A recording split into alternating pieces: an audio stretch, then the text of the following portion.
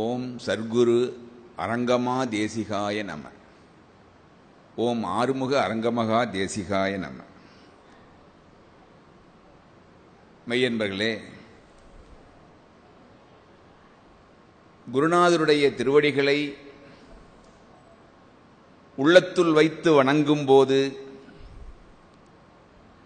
நம்முடைய துன்பங்கள் நீங்குகின்றன. நம்முடைய குருநாதர் இறப்பும் பிறப்பும் இருமையும் கடந்த ஒரு மெஞ்ஞானி. அவர் அடைந்த துறவுக்கு நிகரான ஒரு துறவை யாரும் செய்ய முடியாது. அதனால் அவர் சோதிப்பிரான் என்று அழைக்கப்படுகின்றார்.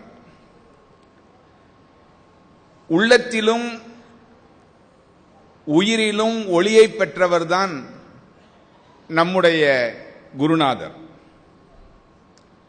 அவரை யார் ஒருவர் மறப்பில்லாது சதா சர்வகாலமும் உள்ளத்துள் வைத்து அவருடைய திருநாமத்தை உச்சரிக்கின்றார்களோ அவர்கள் எல்லாம் வல்ல ஞானத்தை பெறுவார்கள். இப்பிறப்பில் மட்டுமல்லாமல் இனி வரக்கூடிய பிறப்பிலும் அத்தகைய ஞானத்தை பெறுவார்கள் என்று திருமூலர் பெருமான் கூறுகின்றார்கள். இது மிக உன்னதமான கருத்து. இங்கு வருகின்ற அடியார்கள்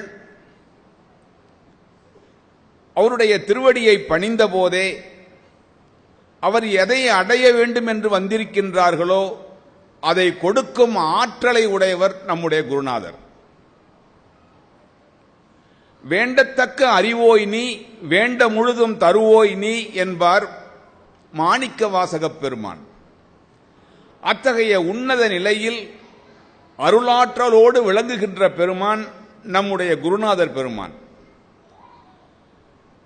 இந்த காலத்தில் இவருக்கு குரு யார் என்று கேட்டுக்கொண்டு அவரிடம் போவதும், அவருடைய குரு யார் என்று கேட்டு அவரிடம் போவதும் மனிதனுடைய ஒரு சாதாரண மனமாக இருக்கின்றது. ஒரு குடிகாரன் சாலையில் செல்லுகின்ற பொழுது வருகின்ற ஒரு இடத்திலே ஒரு உதவியை கேட்கின்றான். என்னை அந்த பக்கம் கொண்டு விடு அப்படி. உடனே அவனை கையை பிடிச்சு கொண்டு போய் ஒருத்தர் தண்ணி போட்டிருக்கானேன்னு அந்த பக்கம் கொண்டு விடுறாரு. அங்க போய் பார்க்கிறான், என்ன மறுபக்கம் கொண்டு போய் விடுங்கிறான். பல பேரிடத்தில் இங்கே போறான் அங்க போறான். ஆனா அவனுக்கு எது போக வேண்டிய இடம் என்று தெரியவில்லை. அவ்வாறு இந்த வாழ்க்கையில் நாம் ஒவ்வொருவருமே சரியான பாதை இன்னதென்று கண்டுகொள்ளாமல் இங்கும் அங்கும் அலைந்து கொண்டிருக்கின்றோம். இதை போன்ற ஒரு தருணத்தில் ஒரு மனிதன் நம் குருநாதரிடம் வந்து அவருடைய திருவடி பற்றி அங்கிருக்கின்ற மண் நெற்றியில் படும்படி வணங்கினால் போதும், அந்த மண்ணில் இருந்து ஒளி கிடைக்கும். இதனை கண்ணுடைய வள்ளல் பெருமான் குறிப்பிடுகின்றார்கள். திருஞான சம்பந்த பெருமானுடைய ஒரே மாணவர் கண்ணுடைய வள்ளலார். குருநாதர் வாழ்கின்ற இடத்தில் அந்த மண்ணை கரண்டினால் கூட ஞானம் வந்து ஒட்டிக்கொள்ளும் என்று கண்ணுடைய வள்ளலார் குறிப்பிடுவார்.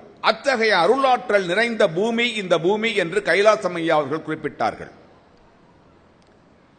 இங்கே ஞானம் விளைகிறது. அவருடைய குருநாதர் யார், அவருடைய குருநாதர் யார், அவருடைய குருநாதர் யார் என்று தேடி தேடி நாம் அலைய வேண்டியதில்லை. எல்லாம் வல்ல இறைவனுக்கு ஒரு திருவடி பெருமை உண்டு. என்னவென்றால், யார் அடியார்க்கு அடியார்க்கு அடியார்க்கு அடியாராக இருக்கின்றார்களோ அவருடைய திருவடியை பணிகின்ற போது எல்லாம் வல்ல இறைவன் அங்கே பதில் சொல்ல வந்தாக வேண்டும். அது சிவனின் இயல்பு, சிவனின் கடன் என்று எல்லாம் வல்ல இறைவனே வகுத்து வைத்திருக்கின்றான். அவருடைய குருநாதர் யார், அவருடைய குருநாதர் யார் என்று அலைந்து திரிய வேண்டியதில்லை. இங்கு வருகின்ற பொழுது முருகனும் அவர்தான், அகத்தீச பெருமானும் அவர்தான், அகிலாண்ட கோடியெல்லாம் படைத்து காக்கின்ற எல்லாம் வல்ல சிவனும் அவர்தான் என்று யாருடைய உள்ளத்தில் எண்ணம் தோன்றுகிறதோ அத்தருணத்தில் அந்த அறிவு அறப்பதி காட்டுகின்ற அறிவாக மாறுகிறது என்று திருமூலர் பெருமான் குறிப்பிடுகின்றார். அத்தகைய உன்னத நிலையில் நம்முடைய பாதையை அமைத்துக் கொள்ள வேண்டும் என்பதுதான் இன்று நான் எடுத்துக்கொண்ட பொருளாக இருக்கிறது. இங்கே குருநாதரை சிவமாக பார்க்க வேண்டும். முருகப்பெருமானாக பார்க்கின்றார்கள், அகத்தீசனாக பார்க்கின்றார்கள். நான் சிவமாகத்தான் பார்க்கின்றேன். எனக்கு இவரை விட்டால் வேறு சிவம் இல்லை. இந்த பூமியில் மந்திரம் ஒன்றுரைத்த மாதவர் என்று திருமூலர் பெருமான் குறிப்பிடுவார். ஒரே ஒரு மந்திரம், அகத்தீசாய நம என்று சொல்லச் சொன்னார் 1962 அகத்தியர் துணை என்று போடுவார்.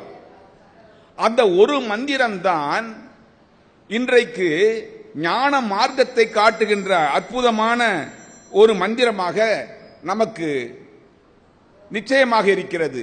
ஞான மார்க்கம் மட்டுமல்ல, இந்த அருளாலயத்தில் வந்து நிற்பதற்கு கூட அந்த மந்திரம் தான் வழி செய்தது என்று நான் சொல்லுவேன். அத்தகைய உன்னத நிலையில் வள்ளல் பெருமான் ஒரு முக்கியமான செய்தியை குறிப்பிட்டிருப்பார்.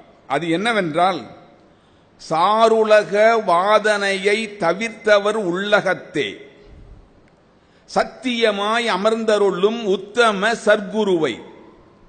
இந்த உத்தம சர்க்குருன்னு சொன்னாரு வள்ளல் பெருமான் நம்ம ஐயாவை பார்த்து. ஏன் உத்தம சர்க்குரு அப்படின்னு கேட்டீங்கன்னா, இந்த உலகியல் துன்பங்கள் எதையுமே ஐயாவுக்கு எடுத்துக்கொள்ளல. இந்த உலகியல் துன்பம் எதுவுமே ஐயாவை சேரல.